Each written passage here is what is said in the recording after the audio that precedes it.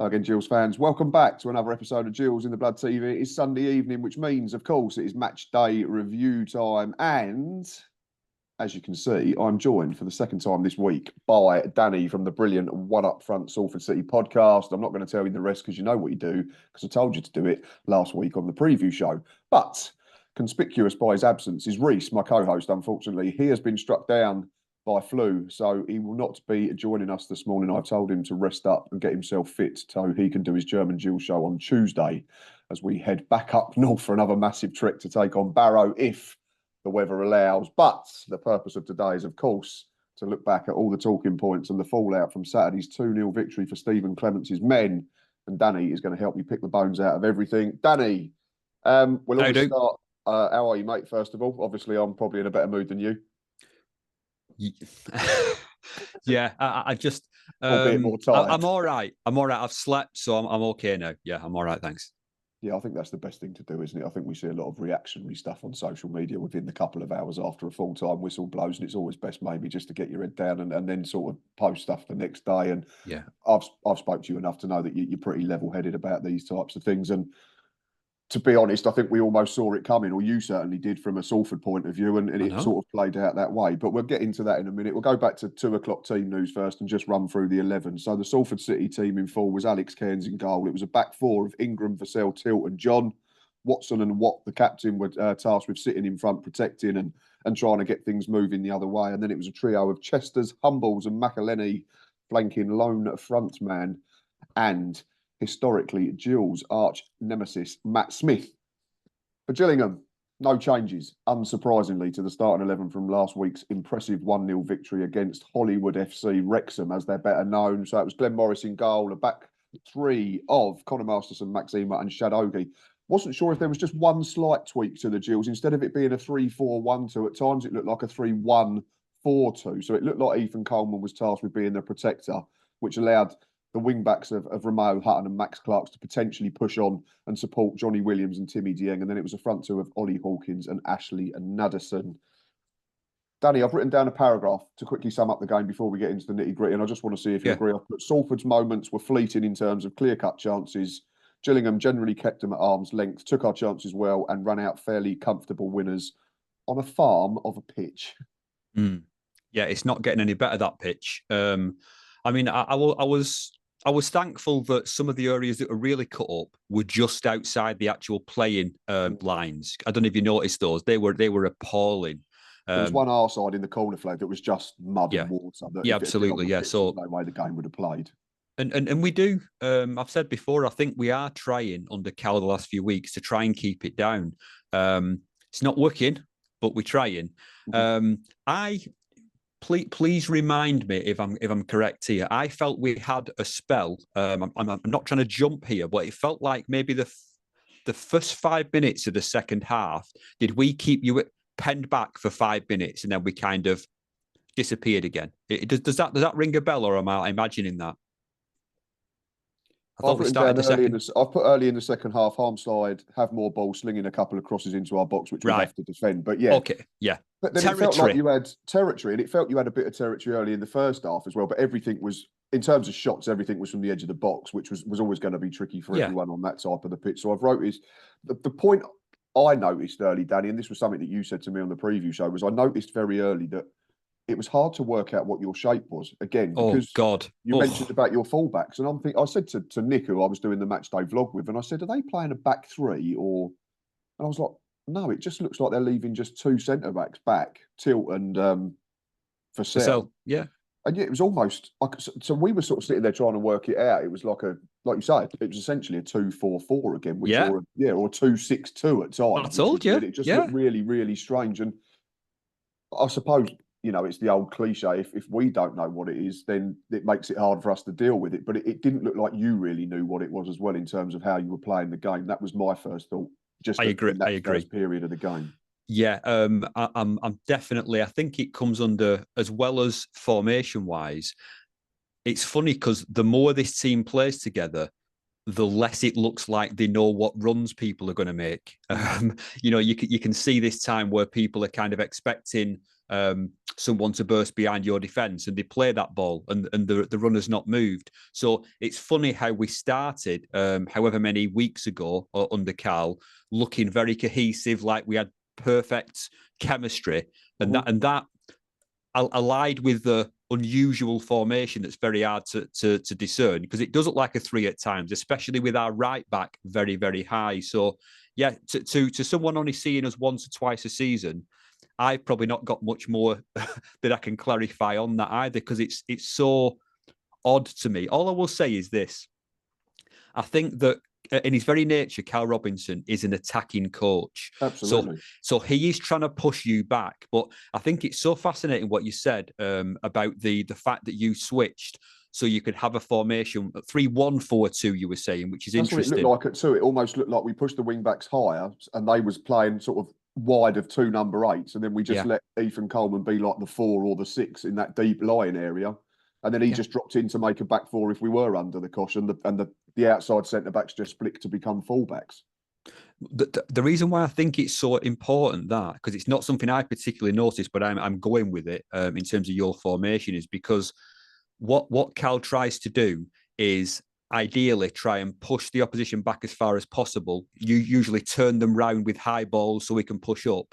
And if we lose that chess match, we tend to play like we did yesterday, where we look dreadful. So I actually think that slight tweak you noticed for your own team was integral to how things played out, really. Yeah, and I don't think it was something we did immediately, because the early chances that you had came from us, I think, trying to pinch the ball in the middle of the park. And then because of the conditions and the sticky nature of the surface, it meant that if you didn't, you then couldn't turn and chase your players back. And I think it was McElhenney and Watson had early chances, albeit they were tame and fairly routine saves or dragged wide for Glenn Morris. But yeah, I think it was probably tweaked after about 10 minutes, I noticed. Okay, but it certainly helped us, which will bring me on to Stephen Clements at the end of the show. So yeah, I've written down a couple of opportunities for Salford, literally what we've just said. And then we had our first half chance. I think there was a short corner routine. Ramon Hutton played it into Ashley Naderson's feet, which was quite nice to see. We was mixing it up. Ball went to the far post. I think Ollie Hawkins sort of poked it over or wide under pressure. There was another Timmy Dieng header, similar, made first contact, but were never really under control of it. But yeah, it just felt like that first sort of 15, 20 minutes, people were trying to adjust to the pitch, because there were some areas that looked fine. And then there were some other areas that you wouldn't let a horse go and stand on. Yeah. That was the way I saw it. And and I think, to be honest, if that game had kicked off 2 hours later at, say, 4 or 5 o'clock, I don't think it would have got done, because it was in an absolute state by the time the final whistle went. But obviously it's the same for both teams. I understand that, but it's certainly not conducive to a game that's going to be first on any highlights package, is it? It's not. And as I keep saying, it's just for the first 6 games of Carl's reign at Salford, we didn't use the pitch at all. It was just launched it. So the pitch was incidental to the game, but now it's important, because we are trying, as ugly as it is and as disjointed as it looks, we are trying to play the game of football now. It's not working, but the pitch is more important to us, because Elliot Watt's, trying to hit more like little skimming daisy cutter passes to people. And I just think it's a communications issue. It looks like the players have never seen each other before. And I don't understand why we're actually going backwards in that sense, in terms of our understanding collectively. It's weird. It's really weird to me. Something to work on, like you say. And after the encouraging start of 4 draws and 4 wins in the first 8, you've hit something of the wall. And you mentioned fatigue and that type of thing. And that's definitely going to come into a play on a pitch that you had to play on yesterday. So, first yellow card of the game came to Ethan Ingram. I think Shadogi, the centre half for us, drove out of defence and skipped over the halfway line, beat a couple of people. It's just a stonewall yellow. It's a professional foul on the edge of the box. No complaints, I don't think, even though they probably still did. But the first contentious issue for me was the Curtis Tilt challenge. Now, unfortunately, I've not had a chance to look back at any type of highlights, because they've not put the match reruns up yet. This was the one in the middle of the centre circle where Johnny Williams got there just in front of him. Referee took an age to bring out the card, kept having to talk to Tilt. I said red straight away from my view. I don't know where you were in the ground, because it looked like he was out of control. It looked like he went over the ball. A couple of people have said they've seen clips and he might have got the ball first, but I've not found them. So I'm having to go off what we just saw live. What was your view of it? I've written down orange card question mark. Right. Okay. So I was in probably a better position in terms of closer to it than you. But the problem is that Curtis Tilt's tackle was the other side of the player who got tackled. So if you see what I mean. So all I saw him leave his feet for me, Curtis Tilt. It looked like he kind of dived and slid in, almost jumped into the tackle.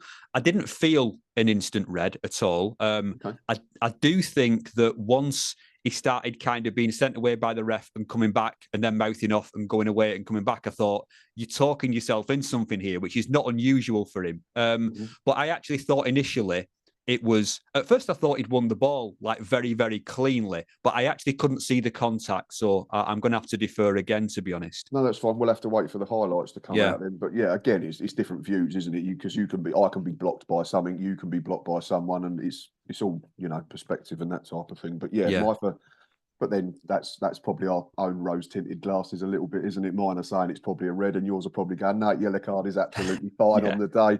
Ironically, the next chance in the game came to Mr. Tilt, and I'd have been absolutely fuming if he'd managed to find the back of the net. But the ball fell to him, I think, after a ricochet in our box, and it was, we keep using the word routine. It was basically a back pass to Glenn Morris, essentially, and he fell on it. And yeah, that probably summed up proceedings because of the conditions and the surface and everything like that, and fatigue. And both teams have happened to played a lot of Tuesday games recently. But then we opened the scoring, and it came not out of the blue in terms of how it came about, because I thought we deserved to lead at the break, and we'll chat about that as well. But from a Salford point of view, it's pretty awful. Now, I've seen the clip of Carl Robinson after the game. He says he thinks it's borderline offside. And I don't disagree with Carl. I've had a look back. I think if there was a VAR interference, I think it's probably going to be very, very tight. But surely the biggest concern for Carl Robinson shouldn't be whether the linesman's putting up his flag. It should be the fact that when that ball gets cleared and our midfielder Ethan Coleman heads it back into the 6-yard box, literally every single Salford player is absolutely statuesque. And just lets Shadogi head it in undefended from 5 or 6 yards. That would be my biggest point as a fan of a team that's just conceded that goal, rather than trying to use the officials as an excuse. Oh, well, again, that's one of my biggest frustrations with Carl is his constant deflection. Maybe in the changing rooms with the players and through the week, maybe he is critical of them and tells them that they're doing this stuff right. I'm sure he is. He must be. Absolutely. He's managed nearly 1,000 games, and he's about my age, so it's an incredible achievement. But I think he is very Mourinho-esque in terms of like trying to divert attention away from things that he doesn't want to talk about. So yeah, I get your point. But what I did see is it was like there was only one set of moving parts, and none of those were Salford's. They were literally maybe stuck in the mud. Yeah, and we took advantage, which was great to see, and we managed to get into the break. And like I say, I thought it was never a game of nice football. It couldn't be. It was impossible for it to be that, for all the factors that we've already mentioned numerous times. But I felt we used the ball better. I felt again, and that's probably a byproduct of where your fullbacks kept ending up, because they was always the wrong side of the halfway line. And I lost count of the amount of times that Connor Masterson and Shadogi, our outside centre-backs, were able to just run into midfield either with or without the ball and almost become wingers in that in that fullback area that was vacated by both of your defensive players. I think we must have heard probably 3 or 4 corners from cutbacks that were cleared, or people getting in behind, something that you said you thought Salford had done better in previous games. Yeah. But no, I thought we deserved to lead at the break. And I thought one of the key factors was, and again, it was something we referred to on the match preview, wasn't it, about whether our back three, which we didn't play in the first game, would be able to handle Matt Smith better. Yeah. I thought they did, because the amount of times I said during the game to the people sat around me, I'm fine with Matt Smith winning his flick on there, because he was 20 yards away from our penalty area. So he's not going to hurt us. And 20 yards away from his nearest teammate. So because to me, as soon as, again, I keep going back to this golden age of when Cal joined us, that from the first game, for that first 6-game spell, the spacing was good. You know, the relationship and the link play between the Matt Smith flick on when we used it, was very, very good. And now there's one thing that I judge a football game on as to who's in control of it, who looks like they've got more players. You know, we both have 11, but who looks like they've got more? Who looks like they are dominating certain spaces? And it's just not us at the moment in the last few games. So we said something similar for the. Sorry to interject before I forget. We said for the first time in a while, we've had spells in games. I get that, but for the first time, I think for a 90 minutes, we said in the ground, if you'd walked in as a neutral and it was just Reds against Blues or Reds against Black and Whites as it was on the day, you could say the team in black and white were the team that were a lot higher than the team in red. That's what it felt like, and that was what was a massive positive for me as a Gills fan. Yeah, it's just, and it goes with the idea of it just feels like no matter which area of the pitch it was, you outnumbered us or your spacing was better, and we were doing that to other teams for a spell, and now it's happening to us. So it just feels like I think we've changed from the direct approach I've talked about to one that is an attempt to be more possession football based, and it's not working. And now I actually think there is no plan C. I'm not sure where we go now because I know from what I can see, I think you're a better team than us. I don't think that the position in the league table is lying. It's telling us something there that you're better than us this season.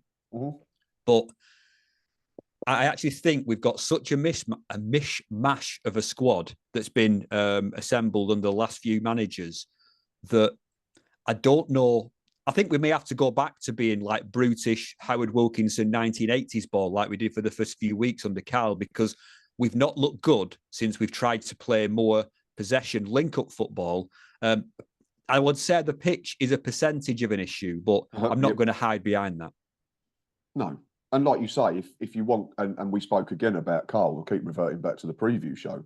There's obviously this issue where it's a rolling contract. There's nothing that's been disclosed in terms of the length or anything. But I thought there was something encouraging from a Salford point of view in Robinson's comments that I saw briefly. It was only like a minute and a half snippet, but he said, like, moving forward into next season, we've got to be better. So it seems that Carl definitely sees some sort of promise there and project to work with. Again, obviously, money and other types of factors will ultimately determine whether he signs a contract extension. But I thought that was promising. But yeah, we'll get onto the pitch, obviously. But Carl Robinson needs a better pitch for the way he likes his teams to play is essentially the biggest issue you've got at the moment, I'd imagine.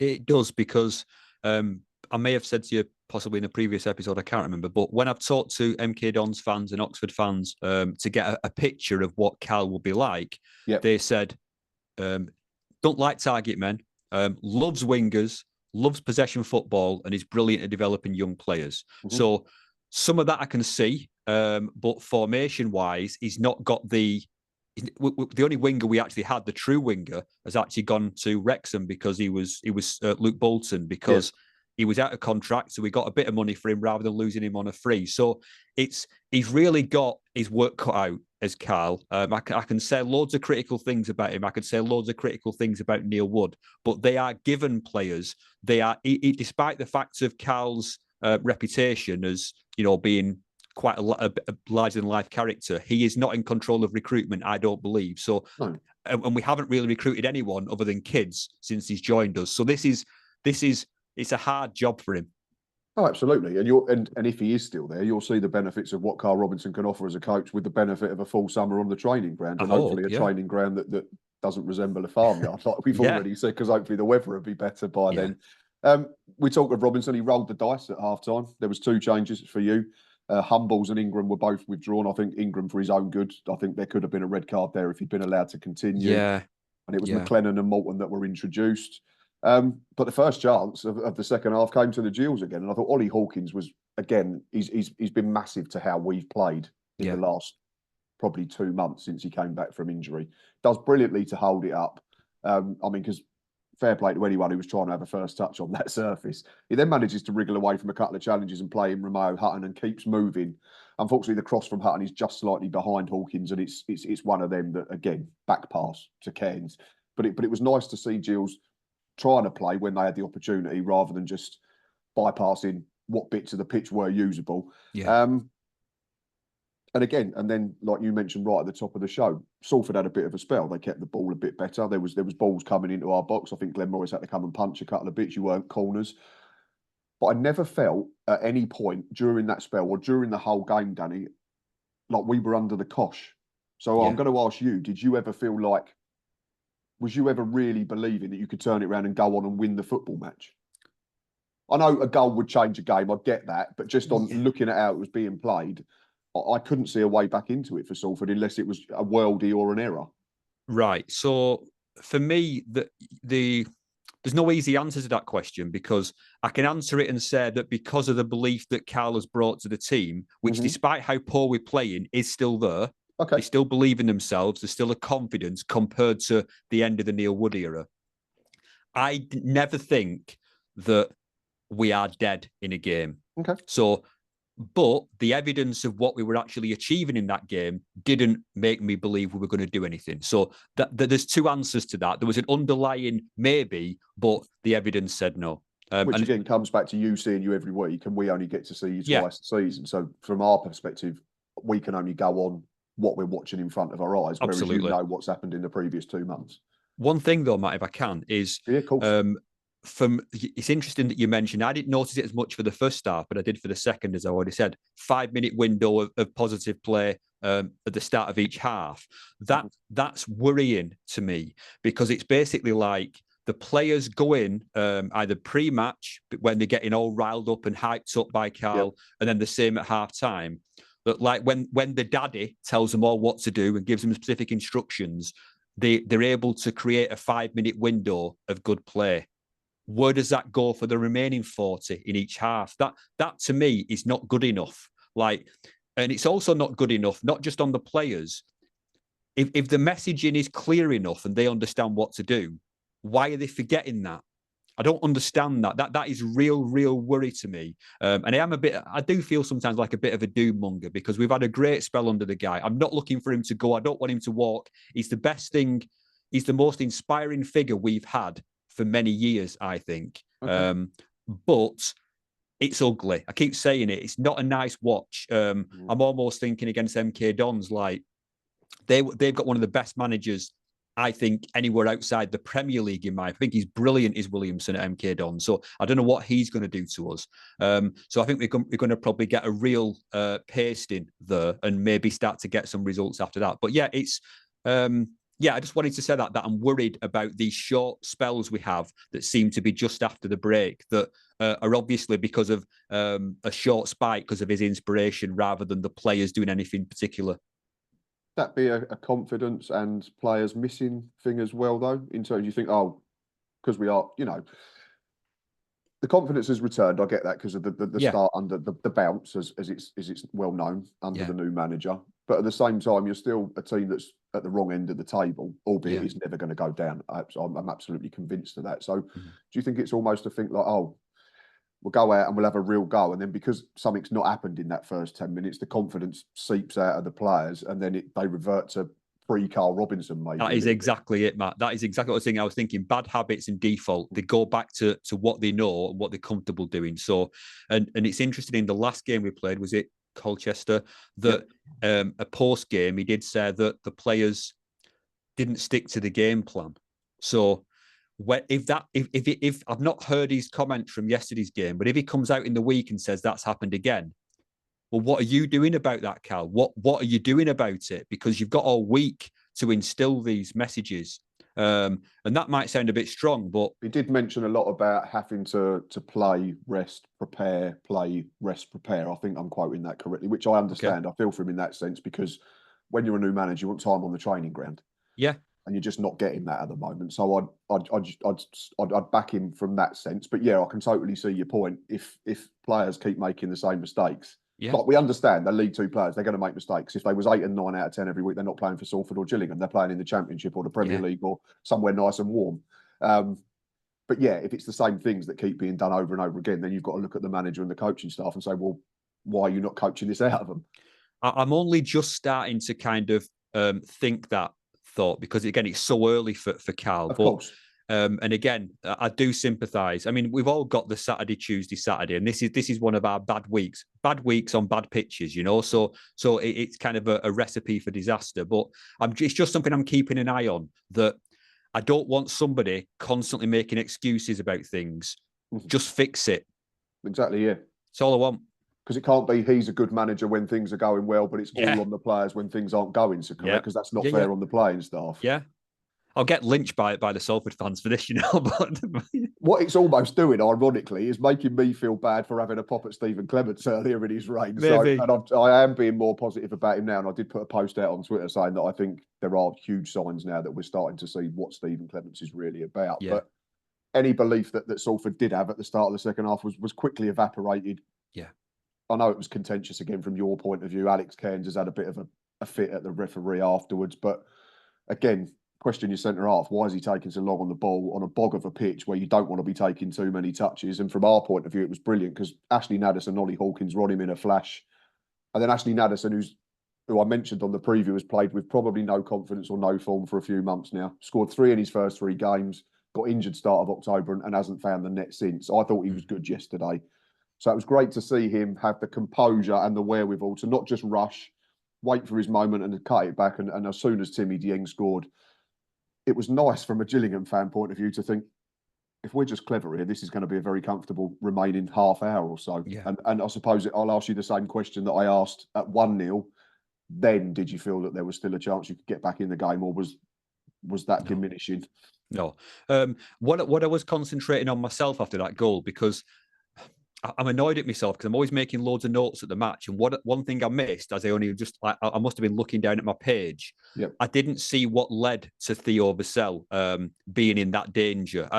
Somebody said to me that it was a bad pass to him and that exposed him. But I'll concentrate on what I did see and then maybe ask you if you saw the lead up to it. Because you're right that, in my opinion, what Theo should have done is just got rid of that ball as soon as he got it. I felt because of this body angle, he should have just put it out for a throw-in. I don't know if he could have actually found the angle back to Kearns, but that was my worry. The second thing I want to say, and I am absolutely sick of this, is especially our 2 centre halves.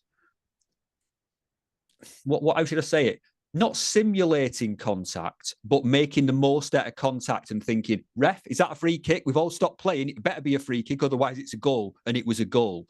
And I am bored of that, because I feel that since Cal's come in, we've got a little bit more like played the dark arts a bit, I feel. We've tried to do more of those kind of like little shady gamesmanship things. And we've been fine with it because we've not been caught out. But I think that whatever contact was against Theo Vassell that he expected to get a free kick for, in my opinion, he needs to be punished for that, because it's not the right way to keep expecting to get bailed out of trouble by the ref, because it's not going to happen all the time. No, I totally agree. And it comes back to the other way. If Vassell sees that on a Salford player in the opposite box, he's probably screaming foul. Yeah. And saying it should be a penalty. So we can't then say it's not a foul on him. I've just looked back because I'm not sure what I was doing as well. We were talking and I sort of glanced away and then back because I thought, you almost switch off because you think, Vassell's got it. He's got a bit of time. He's just going to, like you say, clip it into touch, clip it in behind and get set again. But so you sort of look elsewhere. And then the next thing I know, he's got 2 players around him. And I've just looked at the highlights actually, and you can't see as well. The clip is just him it's a shame. being pressured and going to ground. But for me, it's not a foul. It's just Ashley Naddison being stronger than him. Yeah. And like you say, if Theo Vassell makes the right decision initially, there's no decision for the referee to make. We always say as fans, don't give the referee and the officials the opportunity to make a decision, which is what Vassell's done. Yeah, for me, what it comes under, and it's lazy. It's basically, what's the easiest way for me to get out of this situation? Flop on the floor. And every now and again, as you said, the majority of the time, it's working because he's getting out of jail because the referee's just blowing up. But it's not a way to live. You know, it's not something you can guarantee. And what if it's a really close game and you choose to do that? It wasn't yesterday. We both agreed on that. You know, but it was in the context of the scoreline still. At 1-0, you're still well in the game. Yeah. Yeah. We could have sneaked something, but it wasn't a close contest, I should say. No. But in a game that's really, really important, it's nip and tuck. don't rely on doing that in your own half. It's stupid, you know. That's what I'm saying.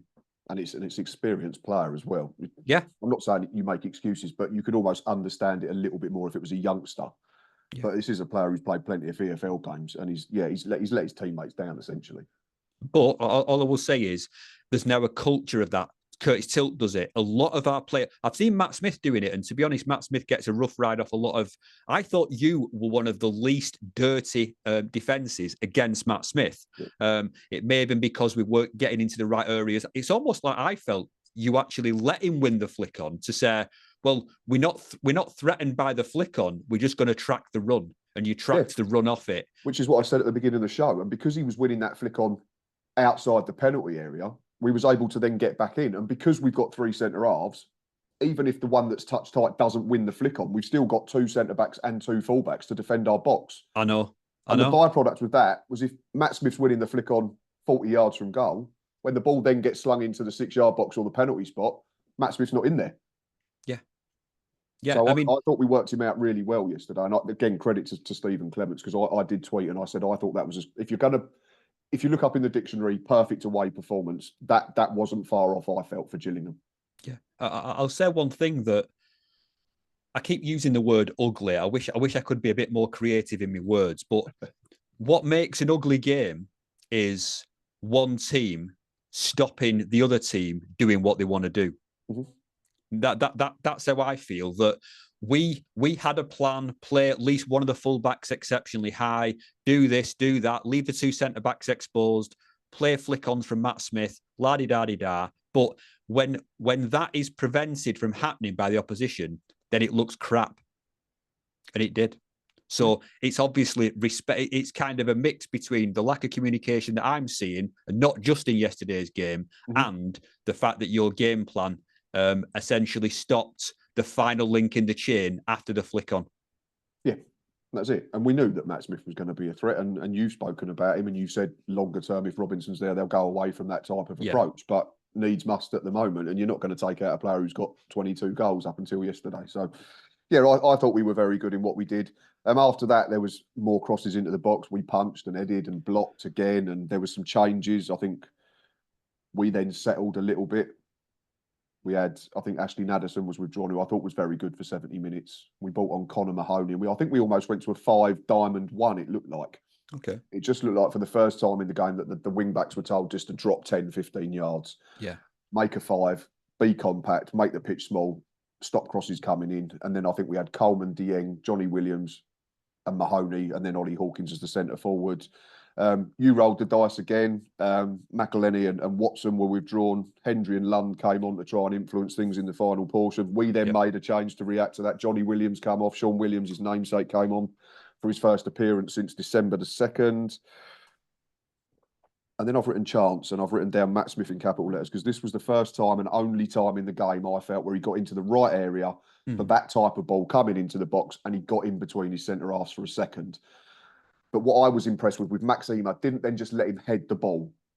And what you want your centre-backs to do is, if they're not going to win the first contact, just make it as bloody hard as possible for the centre-forward. And I think Maxima done that. Smith glances it just wide. He's disappointed because he knows if it's inside that far post, he scores, and then it's a different 20 minutes. But it went out, thankfully, from our point of view.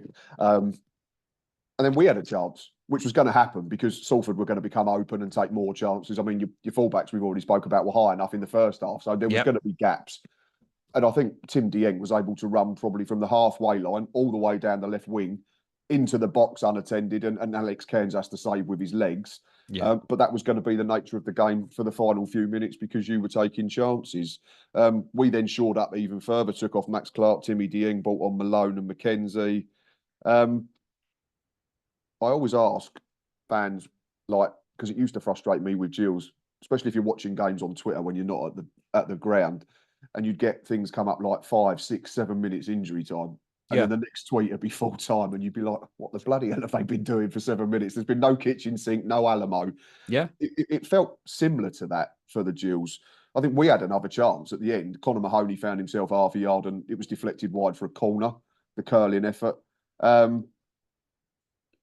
You had one real opportunity, and I've said this was Glenn Morris's only proper save, He's made one from the curler midway through the half at 2-0, which you'd expect him to make. Yeah. He's fallen on a lot of stuff and punched a lot of stuff that's come into his box. But I thought the save at the end was really good. The ball got played in to the near post, and I think it was Callum Morton got there in front of his man. For all the world, it looks like he's just going to poke it in at the near post. But Glenn Morris makes himself big and I think saves it with his knee. Yeah. But yeah, that probably sums up the game. In terms of what we've mentioned, at 1-0, you're still in the game because of the scoreline, even though you felt we were comfortably the better team. Yeah. But that, for me, was the only real save that Glenn Morris had to make in the game, where he's got to come out and make himself big. It was a save that wasn't routine, is what I'm saying. Yeah, and it's... I'd forgotten about it, but now you reminded me. Yeah, it rings a bell that the fact that I think it was, you mentioned, he was one of the halftime subs, wasn't he, Morton? Morton and McLennan came on at halftime, and we've not talked about them apart from that because he didn't influence the game in any way. And it's just, Callum Morton to me is like, it's like he's been cursed. He came in whenever it was, sometime last season, as I think he was seen as the replacement to Matt Smith, in the sense that he's quite tall. He's a lot faster than Matt Smith.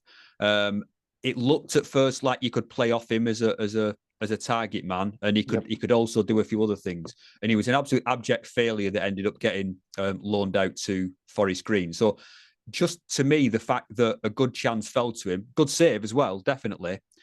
But Callum Morton, it's just, you know, once scoring a month of Sundays, it's just that, you know, you get a player that you just think it's just not going to happen for them at our club. He did quite well at Forest Green. They liked him. I think they wanted to keep him. But if it was someone else, then, you know, Hendry maybe, or McElhenney or someone, they've got a chance. But Callum Morton, it's just, there's a hex on him. I don't know what's going on. Yeah, sometimes you get players where you think, I'd put the mortgage on this fella fine in the back of the net, and others you think I wouldn't go anywhere near the bookmakers with it. You don't even look, you know, you don't even kind of like watch it all the way through. You just think, oh well, I'll get me butties now. Yeah. and then shortly after that, the full-time whistle went, and obviously as a Gills fan, we were absolutely over the moon. I thought it was a very good performance. I think Stephen Clements set us up perfectly. I thought his changes were clever and proactive rather than reactive, which I accused him of a little bit at the beginning of his reign. I thought he outmanaged Carl Robinson, which is a big thing because, like you say, Carl's good at the level, very good, inexperienced at the level. So a couple of questions for you, Danny, before we start wrapping it up. You've seen us twice now. You've seen the 3-1 defeat at Priestfield, and then obviously yesterday's game. Did you notice what differences did you make between the two performances from the Gills? We've mentioned the Matt Smith thing and the different system to counteract that, but did you notice improvements in the Gills? Because the 3-1 win was impressive in isolation, but that was only the second game that Stephen Clements had taken charge of in the league back in November. Did you feel it was a Stephen Clements team now, rather than probably doing what Carl Robinson's doing at the moment? Stephen Clements working with other people's players and maybe their methods still to a slight degree. It felt cohesive to me. I mean, as much as it was difficult to snap out of the disappointment's not strong enough, of the misery of what I was watching. It's not just the result; it was the performance. That you know, I am able to still see that what was coming against us was intentional, and it was solid and controlled. Just one thing I wanted to mention again. I don't know if I'm imagining this. The Dieng fella. I couldn't decide if he was being tasked with man marking Elliot Watt, or Elliot Watt was being tasked with man marking him. It just seemed like they were twinned for most of the game. I genuinely felt that probably it was Dieng trying to eliminate Elliot Watt. Did you see any of that at all, or was it just my imagination? There was degrees of it, and I think that came because of that tweak that Gills made, where we went to just one holder and then got the fullbacks high, so it was almost like a 4 behind the 2. So then I suppose naturally they just end up in the same area of pitch because Elliot Watt's going to play that deeper role and try and orchestrate things from inside his own half. So I don't know whether we tasked. I'm not sure Stephen Clements would have said you go and pick him up all the time. Yeah. Maybe it was just coincidence that they always seem to be right next to each other on the pitch. So I get that, because I've seen, because Elliot Watt, I think when you look at the quality in our midfield, as much as I rate Ryan Watson, most teams fixate on stopping the supply from Elliot Watt. And And I'll give him his due, to be honest. I've been on Gab Sutton's podcast and maybe on previous previews with yourself that I've not always been that glowing about Elliott. But on the pitch like that, I saw some things yesterday. It wasn't in terms of like his chance creation, but his actual ability to trap the ball and get rid of it in almost one movement. I thought, yeah, he's a cut above a lot of midfielders that I see in this division, is Elliott Watt. So I take it for granted because I see him so often, but I really think that despite our results and my overall negative impression, I think he's actually doing quite well. Yeah, and you always say that the better players always seem to have a little bit more time on the ball, and Elliott Watt has always given that impression. And certainly if he can do that on a pitch like that, then you'd say, yeah, he's got a bit about him and he's got a bit of class for the level, absolutely. Attendance, I want to ask you about, Danny. I know you don't have a huge following. No. But I was surprised to read 2995. Is that below par generally, or is that about par for the course? Because if you take out the Gillingham fans who've equated to pretty much 20% of the gate yesterday, it was just something that I noticed and just wanted to ask: is that a byproduct of the season you're having? Was it higher last season when you were doing well? I know that naturally happens, but it just below average for me. That was just what I wanted to ask. Yeah, no, it's a good question. I don't really keep track of the numbers per se. So hovering in or around or under 3,000, no matter who we play, is kind of par for the course. That's nothing new. But where I was sat in the north stand, I think we're probably the same stand as you, was it not? You were probably just up at the far end of it, maybe. We were the stand opposite to the tunnel. Yeah, same then. So you were just further up the same stand than me. Yeah. That when, let's say that there was the normal amount of fans in my area near the centre circle, then there wouldn't have been. There's not normally a great deal of ability to move back a row when the hailstones come in, because that's normally a little bit more packed. Yesterday, for whatever reason, there were almost full rows that had like one or two people in, which is disappointing because, you know, you would think that with I know we've been bad the last few weeks, but before then we've got a new manager, you know, the king is dead, long live the king. But I think it just goes to show that our maximum potential fan base is low. Yesterday was probably lower than average because you brought a good few, but there's not much scope for us unless we play on the odd Friday and get a few United fans in to actually go much above 3,000 from what I can see. So the fact that there's so many bigger clubs, and I mean that with the most respect, in the Greater Manchester area, that it just makes it difficult to entice them to the ground. Yeah, I did notice and it did make me laugh because there was. We got there early, and Ava wanted to walk round to the players' entrance to see the Gills players coach come in, and because she likes to get high fives off of all the playing staff and the manager. And it did make me smile, somewhat ironically, because the bloke who was ushering the bus into park and told us where to stand was wearing a Manchester City beanie hat. Yeah. So I suppose that sums it up. That's what you're fighting against. Yeah, they're definitely not my second team. Salford City is like.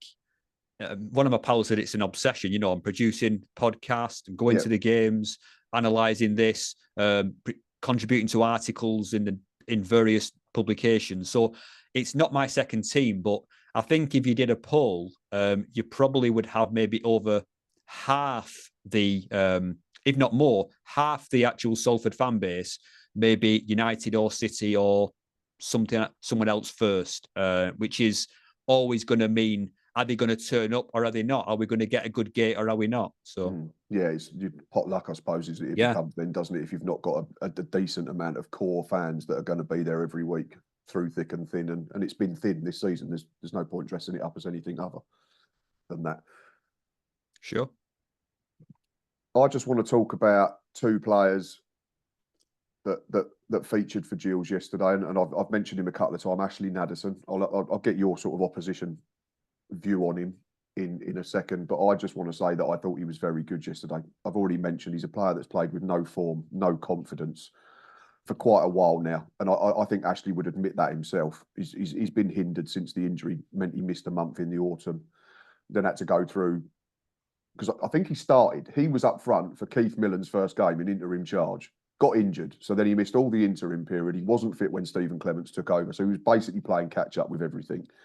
Then when you're a striker and you're not scoring and you're not playing well, obviously you're not going to get much of a look in. Ollie Hawkins then came back, so it made it harder. There was a game, I think, at MK Dons where Ashley came on or started and just looked like he didn't want to be out there. And I'm not saying he wasn't trying. He just looked like a player that was so short of any confidence that he just was convinced within himself that whatever he tried just wasn't going to come off. First half against Wrexham last week, stuff was bouncing off him. Second half, I thought he was really good. And I was so impressed with the fact that, because it's easy to go and hide, you go and stand on your centre-back when you're a centre-forward that's not playing well. But he kept wanting the ball and he missed a couple of chances. I thought Ashley Nadesan was very good yesterday, and he's a very good foil for Ollie Hawkins. You've got Hawkins, who's going to be big and strong and physical and hold it up, flick it on. Ashley's quite quick. I don't think anyone can be quick on what we had to play on yesterday. It was like running through treacle. But I thought he was very impressive, Ashley Nadesan, yesterday, and it was good to see the fact that he's now starting to play himself into form. Just needs a goal. I laughed at him on Instagram yesterday evening and said he just needs one to go in off his backside now, and it'll get him up and running again. But what did you make of Ashley Nadesan, our number 10, yesterday, in terms of how he played the game and the impact he had on the game? Is this when I could see through the hailstone? Yeah, or the sunlight, or the rain, or the snow, or the sleet, or whatever else came down? Yeah, I think he was good, because when I look at our general kind of defensive play, and I actually looked at this on the statistics last night, that in terms of duels, we normally this is from your recommendation, SofaScore, which I now use religiously. I think it's great. Much it's better for a free app. It's really good for our division. I think it's crazy good. We normally tend to kind of 50-50 the percentage of duels won in a game. Yesterday, you won about 90, and it might have been 70. You won, and we won 50. So I think when you start to see that, I always find that the duels are either usually centre halves against centre forwards. So I think when you're actually showing that in a game, then it's credit that you were able to outclass us in that, because normally we're quite 75 dominant. to 53. Yeah. So I was kind of there. So close enough. We have not had that kind of discrepancy very often at all. So I think that's credit to yourselves, really. No, it was good. I just wanted to get, like I say, just another opinion on it, because as a fan of the player who plays for you, you want them to do well. So you're almost trying to find things that they're doing well. And sometimes I think you almost become a little bit blinded by that, and the tinted glasses come back on, like I said. But no, so it was good to see that you've said similar things about him. The other thing I thought was great was that Sean Williams got back on the pitch, because I know he's 37 now, and he's very much in the twilight of his career, which has been a very good career in the EFL. Stephen Clements has spoke very highly of him, so I thought he'd just come on and calm things down. You could tell a couple of times that he'd not played for a while. I mean, if we keep going on about it, the pitch, but you wouldn't want to be playing on that even if you played every week for the last 3 months. So to come on that type of surface, having not kicked a football for 3 months, was brave, I suppose, from Clements and Sean Williams himself. But it was great to see him back out on the pitch, because we've got 11 cup finals and we're going to need everybody in that squad. I think we've summed it up all right, haven't we? Well, there's one thing I just wanted to say, actually, and it's, of course, there's always any other business. Go on. Yeah, A or B. Yeah, because to me, it might sound strange, and I've kind of referred to it in a previous one of my own podcasts, is that being beaten, to me, like yesterday, that's not why I don't go there thinking, let's get beat today. I'm not interested in that. I'm not a doom monger. My podcast doesn't do better when we lose. I mean, it's not Arsenal fan TV, No, exactly. It's not. So, but what I'm saying is that if we as a team are doing something that isn't working, then in a sense, I actually want us to be shown to fail. And then we can fail, and then we can regroup and move on and change. And that's where I think we are at the moment. I actually do feel, I may have said it in your preview, that we're in a transition period between pure direct long ball and an attempt to keep the ball on the deck. And we look very uncomfortable doing that. I'm not going to just place it all on the pitch at all, because we were the same against Mansfield. It was kind of like we didn't know which way to go. So for me, losing a certain game, which then in the long term allows us to rebound and grow and evolve, I'm all for that. And that's what I hope a game like yesterday was. That's it, yeah. You've got to use it as a learning curve, haven't you? And hopefully you'll be better in the games moving forward, yeah. That's all and it then is. you can, once you're safe, then like we mentioned on the preview, then you can potentially experiment and blood some youngsters and that type of thing and start looking towards next season. But until then, obviously, needs must and all that type of thing. Danny, as always, it's been a real pleasure. I really enjoy having you on for these shows. And Loved it. If we're still in the same division next season, we'll get you back on again. Absolutely. Obviously, I'm hopeful that we won't, not from you going down, but from us obviously rising up into League One. But it's going to be, I think, a playoff scramble that goes to probably the final day, if I'm being brutally honest. But we are starting to show signs of consistency, momentum. Three without conceding now, 7 points from 9 against three sides that have generally been good in this division for a while. I know you're going through a bit of a rough patch at the moment, but you were very good last season. There's a lot of good players in that team as well. So big credit to Stephen Clements and Romy Stockdale, and of course the players, because they have to go out there and execute them game plans. Gills fans and Salford fans, if you're still watching at this point, then thank you very much. I'm happy to announce now that we've gone past it a little bit, because I don't like to say it and then someone unsubscribes. We've gone past 3,000 subscribers on the channel. So thank you so much. I will get a tweet out in the next couple of days regarding the competition and the prize giveaway to say thank you. And like I've said on previous episodes, that will be open to everybody. That is not just a Gills fan thing. So keep your eye on your socials for that. Get involved. Please keep hitting that subscribe button. Please keep sharing, reposting. As I've said before, go and follow Danny because he's very knowledgeable at his club and also the game in general. We'll be back Wednesday for Tranmere preview. I am not going to Barrow on a Tuesday night. It's not the most appealing on a Saturday at the best of times, let alone on a Tuesday evening with the potential for an abandonment or a postponement. So for everyone who is travelling up there, be safe, be loud and bring back the points. Like I said, we'll be back with a Tranmere preview on Wednesday. And then, of course, we will be at the Priestfield next Saturday for another match day live with Ava and all the gangs. Come and see us. But until next time, I hope you've had a good weekend. It's always better when your football team wins.